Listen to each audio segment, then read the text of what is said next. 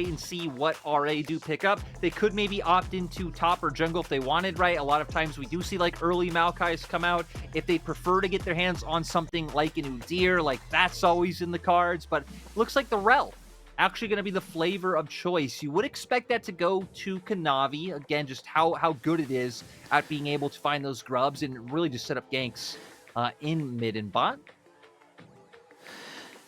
We'll see. Kanavi, of course, exceptional at his early game pathing, and it really did feel like Kanavi was able to work so very effectively around exceptionally powerful lanes, kind of get that priority and use that priority then, because it's all well and good your mid and your top having priority. If you don't use anything with it, then it doesn't really make a difference. But Kanavi, exceptional when it came to that particular style of jungling. And now RA, they lock in their bot lane. They're going to go for their top lane. They're going to get the Udyr nice and locked in here. You would imagine the Nami has to come out here for JDG unless they want to try and take away the Cassante before it gets banned, but not going to end up going for that. Nami just makes the best sense. You have to really pair the Lucian if you want that kind of early game power that is so known for this combo. Yeah, I agree. I mean, there's really no other option for them to lean into. And again, one thing I think we can definitely expect for JDG, even with a different roster, hell, even more so, actually, with this version of the roster with Flandre and Yagao, is it should be heavily about the bot lane 2v2 and how Ruler and Missing can do, but now it's going to be about trying to focus down Vicla in the mid lane, taking away the LeBlanc, maybe potentially trying to set up an Azir for themselves, because in my mind, that would be a great takeaway from Vicla. If you aren't going to ban it, I would assume JDG going to be looking to pick that one up. See what they can go for now. You can see the Orianna, the LeBlanc, lots of mid lane bans coming in here. You will have first pick here for JDG off the back of this, so Yagao going to be feeling fairly okay with that. You imagine that, actually, now that I look at the proper draft, I think they might just go for the top lane pick and keep that mid laner unless something else gets kind of locked away. The Azir still making it all the way down to these bans makes a bit of a no-brainer, in my opinion, that either RA got to ban it or you're going to get picked over for Yagao. Yeah, I expect you got to pick it up. If not, I mean, RA could just go with the Corki themselves to answer it. They're still in the Kali. Like, there's definitely still a lot of answers into the Azir, and they would really kind of pivot your comp into different directions based on where you would go. So now it's just to see if JDG have the same read, or if JDG are like, hey, we're banning out all the counters to it to kind of push you into picking it, and then, you know, they end up going with kind of one of those aforementioned, you know, Akali, Corki, so on and so forth. Yeah, it just feel like it's JDG kind of calling the double bluff on this and saying, all right, you can have him. Go for it. Take the big bird, man. He's an exceptional win rate in the LPL so far. Again, just it feels like, you know, Azir is to mid laners what Lee Sin is to junglers. It's just a pick you have to have in your wheelhouse at all times and just available to you. But no, Talia going to be locked in here. So again, it's no one really wanting the Birdman. And even here, I don't know if Yagao really wants to go for it with the Xin Zhao and the Talia. It's going to find it very difficult to find those perfect angles. It would just be crazy to me, because, like, this is the one champion that is, like, head and shoulders picked more than anything else in the league. Like, it is like a 15 difference, like, drop-off between pick rate from Azir to Orianna. So that one will come through. It's a champion that Yagao's kind of been hit or miss on at different points in his career. It definitely feel like, you know, the more time he put on it, the better he got over the years. Something he definitely struggled on in the early days. Now JG having, like, a really, you know, straightforward composition. We expect a lot of those plays to come out around the bot side, but RA going to be leaning a lot heavier into picks. And I definitely like to see Talia with the Weaver's Wall, and then Udyr just with all his momentum, the movement speed, the ghost. You have a lot of different ways to isolate targets on JDG. You do indeed, but again, it's about finding those targets, about finding the opportunity to go for it. As you look on the other side here, you have got the Magnet Storm, you have been having to rebuild effectively. Just so you know, new players coming in and out, losing Knight, losing 369, now looking to try and make something new with the old, if you will, as they look to try and re-establish their domestic dominance now with Flandre and 369. And the Gyos ring out.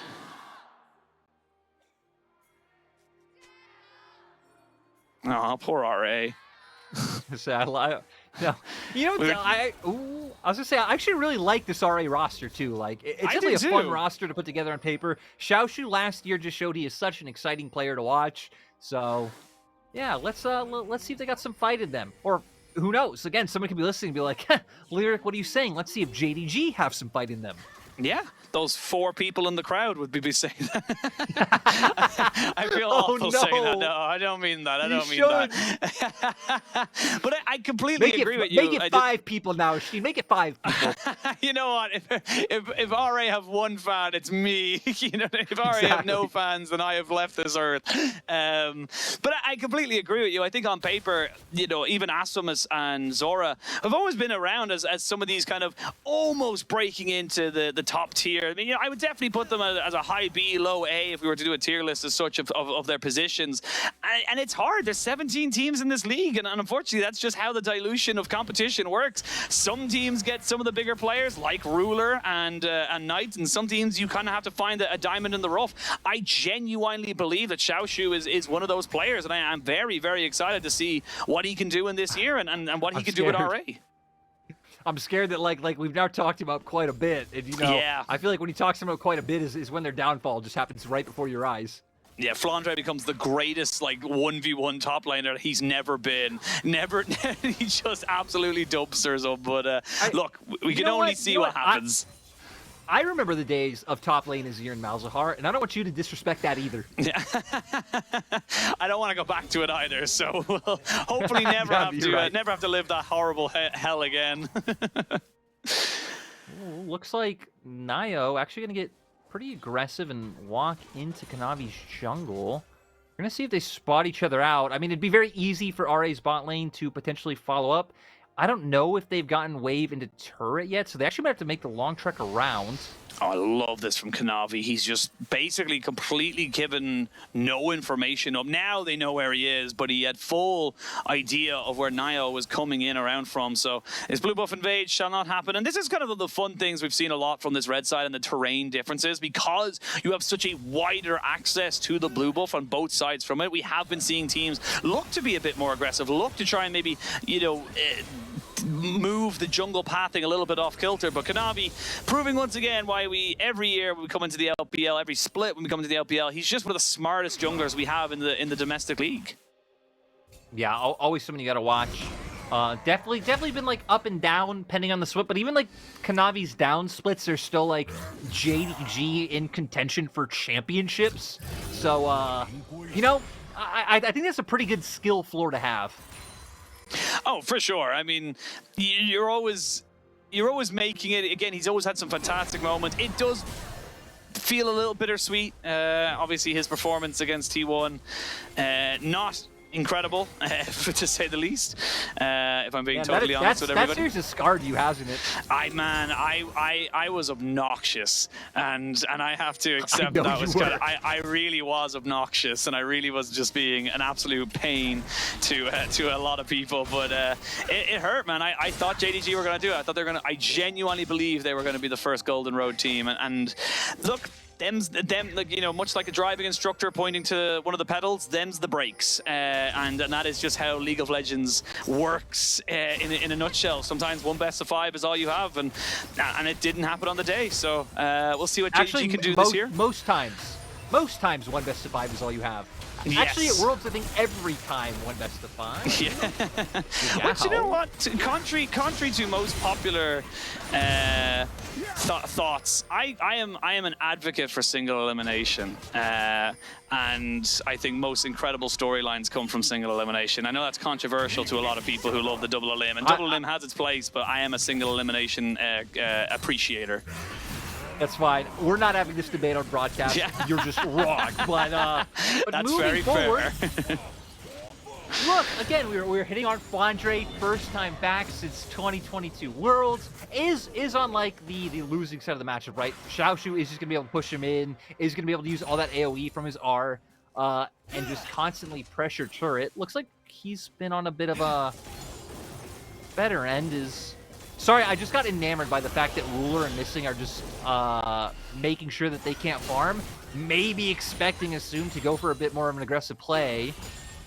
Gonna try to get this wave in. Looks like he should be able to now that he has the blue gun. Good respect from JDG. A very tentative start. You can see that no one's really going too crazy. Even the Kanavi invade from Naiyou was no real summoner burns or anything. Now the junglers will find themselves again. They've been very much in each other's pockets for the last little bit. Another little knockback here onto Yagao as he takes an unfavorable trade. And again, this is why we were... honestly, I love the read from RA and saying, no, you take the Azir, because we're very, very happy with the fact that you have a Lucian and an Aatrox, a Rel, and now an Azir. The Taliyah has just so much value to be able to try and get them with the W and stop them from really making any kind of movement plays. Yeah, just a great pick into what JDG have drafted for their side. JDG gonna start angling around bot. Makes sense, right? With Dragon on the map, allow for Ruler and Missing to push in and then try and start this one up. Looks like that's exactly what they're going to do, with Yagao making his way back to lane first, and this one should go uncontested. So, as RA, I mean, you have Prio top side. That's where the rest of Naiyou's camps are anyway, so I wouldn't be too surprised to see him just start pathing up now, but looks like he wants to actually try to get more dedicated information and potentially even try to find a fight. Vicla does have Weaver's Wall. Yeah, the Weaver's Wall is available if they want to go for something here. Zorah just trying to keep Ruler away. The Dragon will fall. That will be confirmed there by JDG. I do feel like it was just maybe like 5 seconds too late when they decided to really kind of look for that contest. And then, of course, the wave in mid lane was already pushed in, so Yagao was always going to be the first person there, even with the Weaver's Wall available.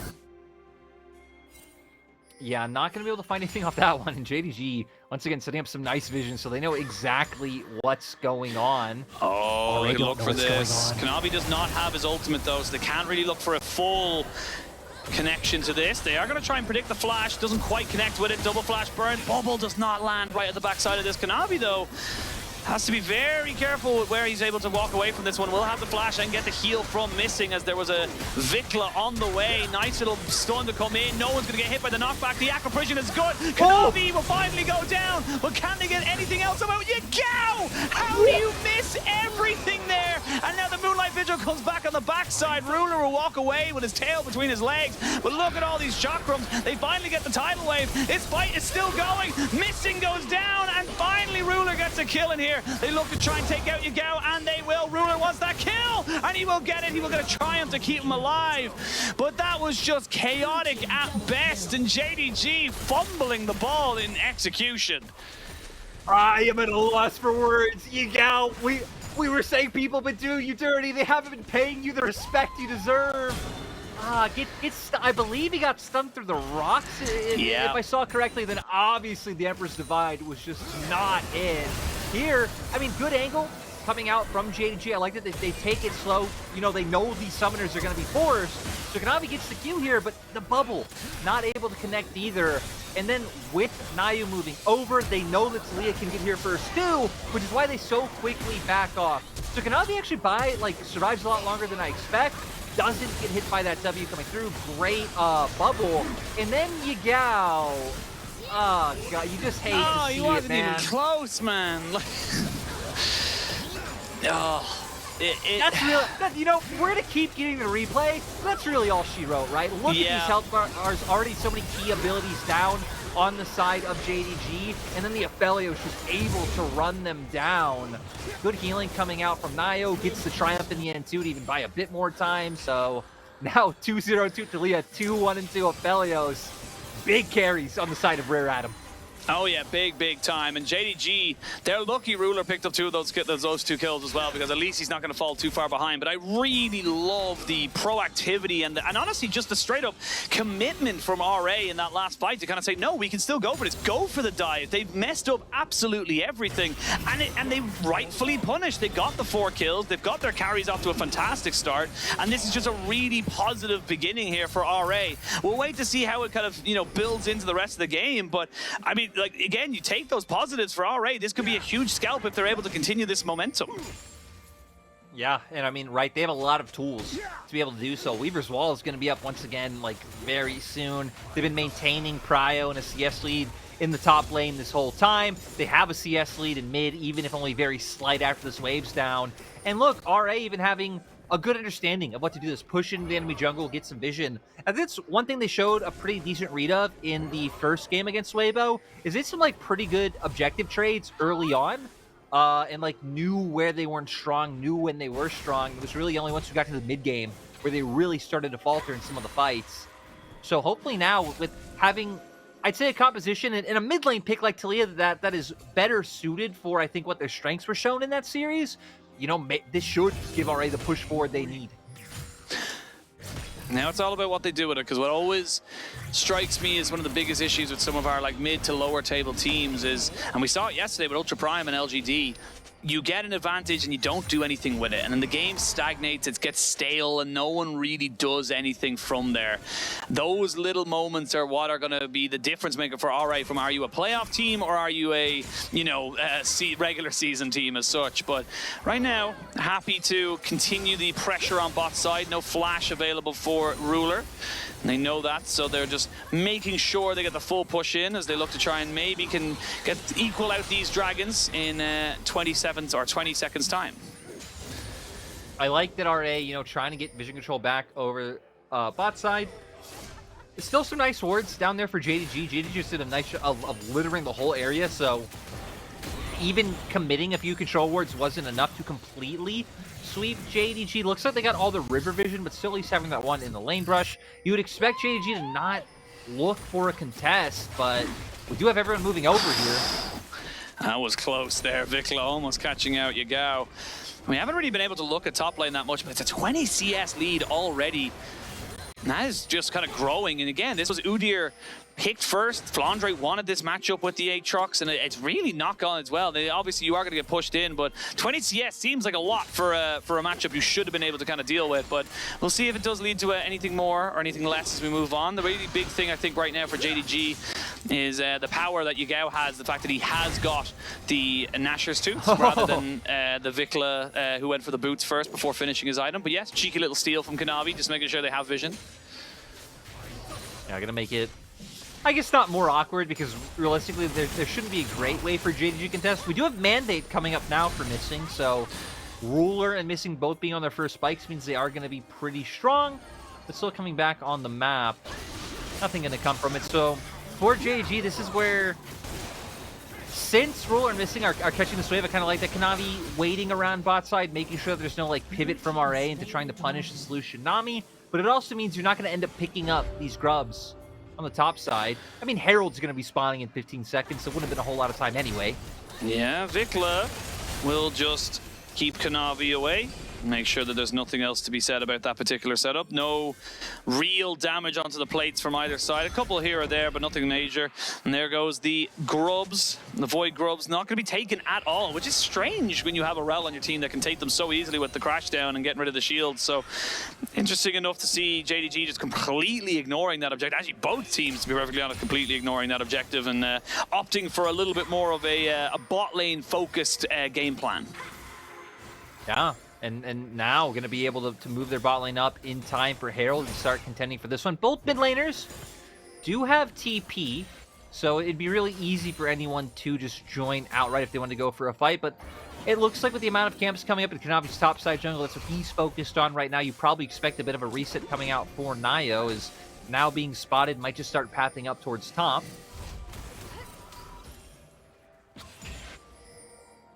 And we wait.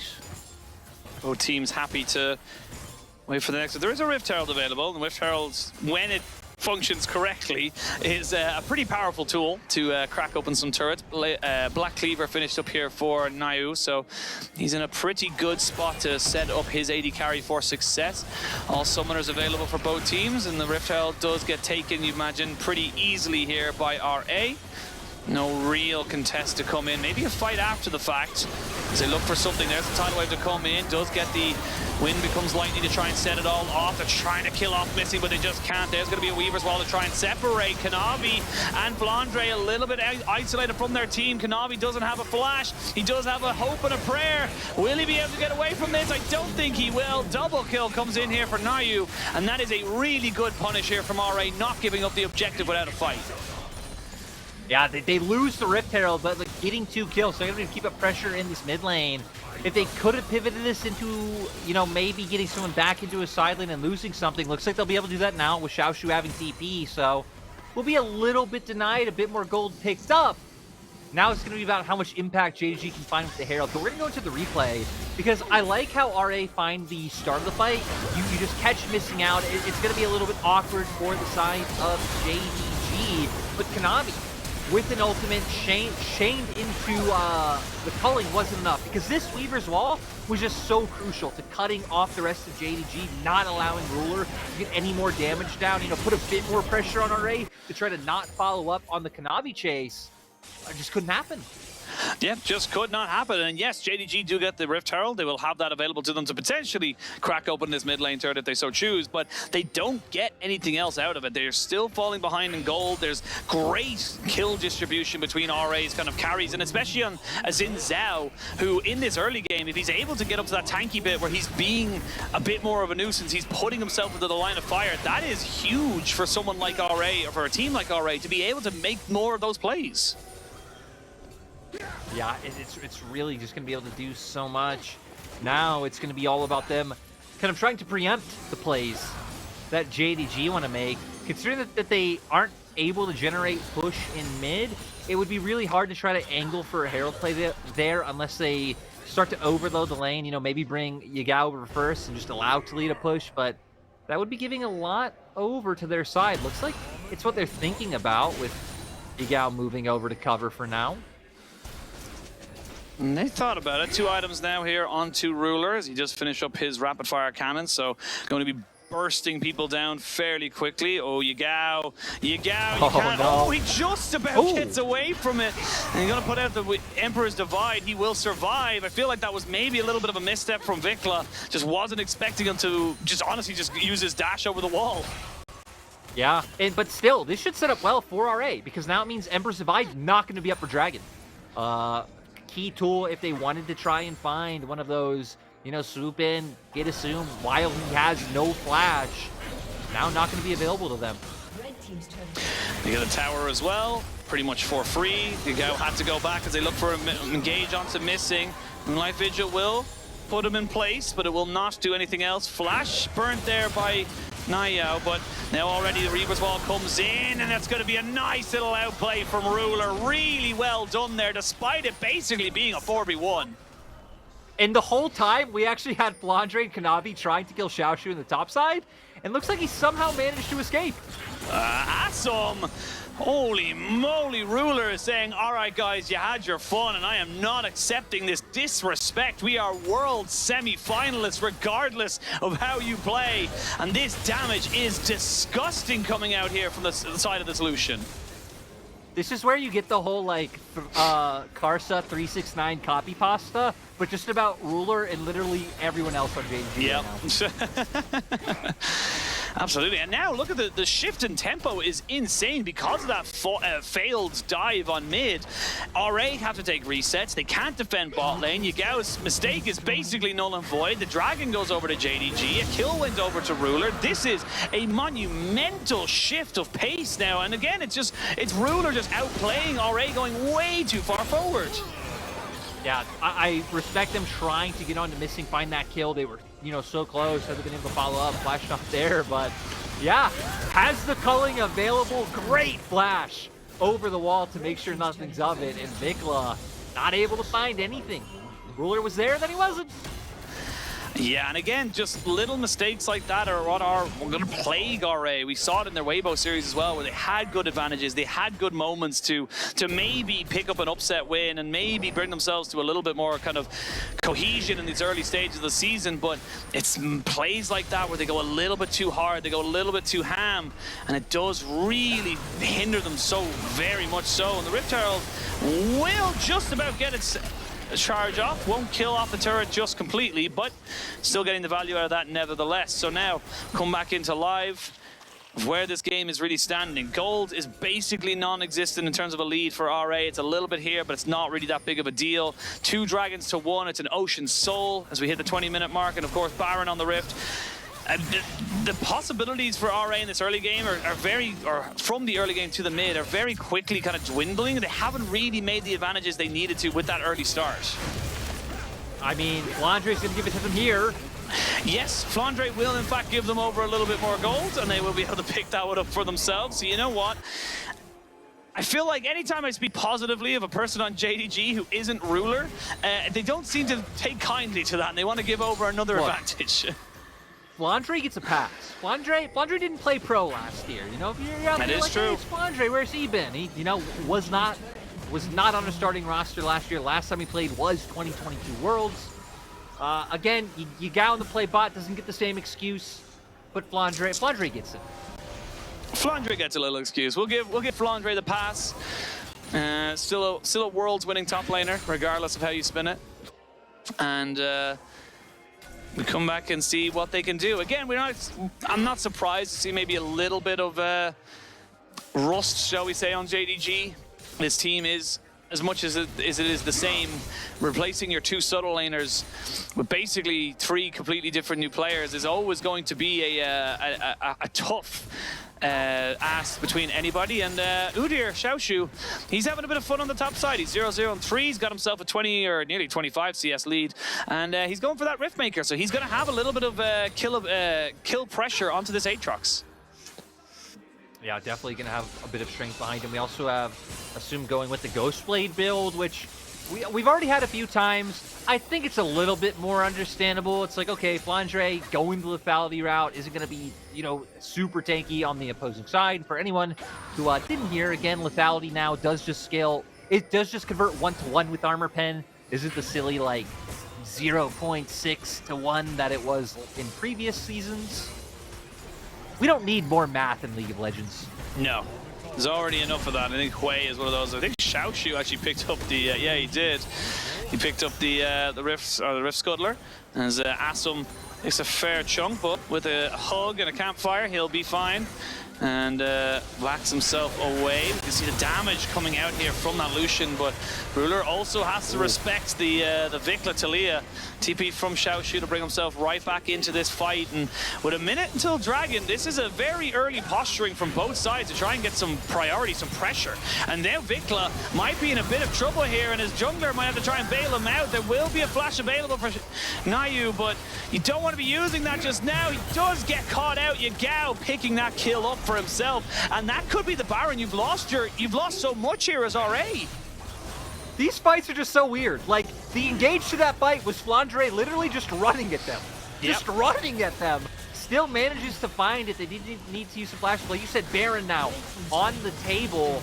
They have some turn potential. The fact that Kanavi and Yagao both still have ultimates on the table. Here we go, Vicla with 10 stacks on a Medjai's and coming back in here with a Weaver's Wall. They might look to try and go for this one here. Xiaoxu trying to see if he can steal it. Will not get it. It gets confirmed by the Rel. Now they go in with the Magnet Storm, and they are just torn to shreds. What a fantastic engage from Kanavi and JDG. They took a little while, but they are up and ready for the day. It just took 24 minutes, but my God, what a massive swing around. 3K gold lead for JDG, Baron in hand. Dragon's up too, so they're going to be able to get themselves onto Soul Point. You can see on the minimap them sprinting. Yeah, like again, this is what's plaguing RA already this early in the season. We never look at the replay here because again, like you said, it's just them kind of getting caught out and then just not really doing anything after the fact. They're not backing away. They're kind of half committing, half not. Yeah, and just a lot of like weird ability use there. The Moonlight Vigil thrown so late, not able to find any impact. But again, just keep your eyes on Flandre. Pops ult and just runs into them. Great tidal wave to separate the rest of RA from really being able to join up with the crew. And then, I mean, now with the terrain, them being split, it just turned into an easy kill for JDG. Tashinia right here. I mean, Kanavi with this ultimate. I mean, RA have to be best, right? That's try and make sure they don't get it. That Magnet Storm was the key deciding factor. And what I love about that play as well is that, yes, Kanavi gets an amazing engage, but Yagao and Ruler put themselves out of the pit. They actually retreated. They had gone out away from that. And as soon as Kanavi got the engage, they immediately dashed back in, 100% backing their jungler and saying, no, we got this. Which is just, again, that level of play between safety and making an outplay is just so good from JDG. And like we just said, it took them 24 minutes to wake up, but this is now starting to rack up against RA. It was looking so good for them, and immediately I see the Medjai Soul Stealer, which had 10 stacks was obviously down to 0, and Vicla just went, all right, we got to get rid of that straight away. I also want to point out that, like, Assum has 2.5 items to where Ruler has 3 to 3.5, depending on how much you count. That's a Youmu's as well.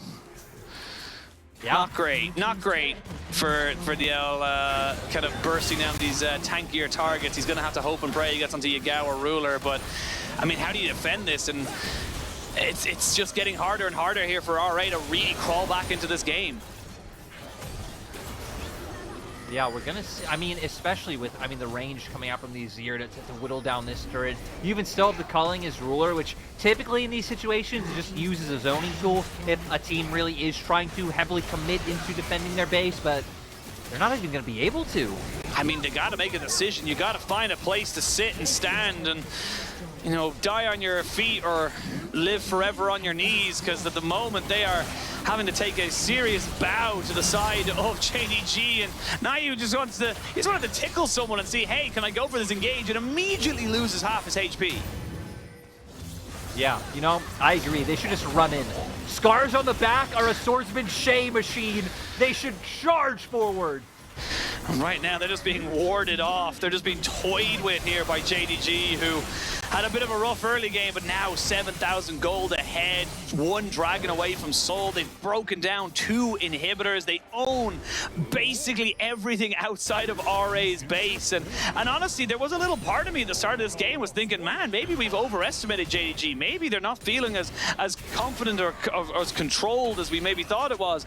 And then it just, on the flip of a coin, just became the JDG show. The JDG that we knew was just so good from spring and summer of 2023. You know, I definitely think that the start of this game is like correct in terms of that, like what was going on with some of the individual, you know, mistakes that we saw from JDG. Also, again, good play coming from RA. I really liked how they were using that Weaver's Law in a lot of those instances, but you could just see the kind of, like, I don't know, clutch factor, the pizzazz. Once you get later in the game, it's like being able to find some of those angles. And honestly, kind of just RA being caught with their hands up. Because I really don't know if Aatrox should just be able to run at you and kill your jungler. Yeah, and if you're going to have to use Crescent Guard because you know you're going to get caught out by Kanavi there on the crash down, that is not a good time. So not going to have that defensive tool to try and engage and maybe keep yourself alive for a while. So you're going to lose even more turrets. You're going to lose even more structures. You're going to lose even more control over this game. And honestly, this is just business as usual for JDG. You don't need to do anything fancy. You can just constantly push in these and escort these waves. Look at top side. It's going to have double supers in it just purely because of the way it was stacked up. Yeah, they are in such a good position right now. And for RA, it's really just going to take a miracle. It's really going to take the crazy Hail Mary onto taking down. I mean, I don't know, even if you take down Ruler, you still have to deal with Yagao, and Flandre did go to the lethality Aatrox, so even he's going to be dealing so much damage. Really a 3-pronged strike able to come out from JDG.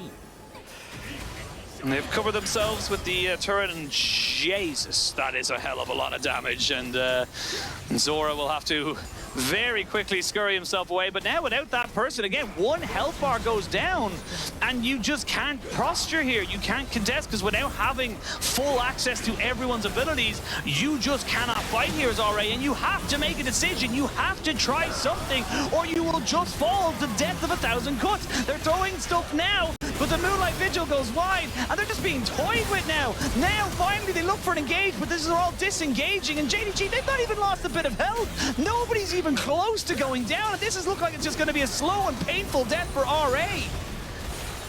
They could have had Soul by now if they wanted, but they're just getting antsy, kind of want to toy with them, thinking they can fight the fight. They do! They do. Crescent Guard out, but that'll only delay you for so long. Kanavi tanking both turrets, and here we go!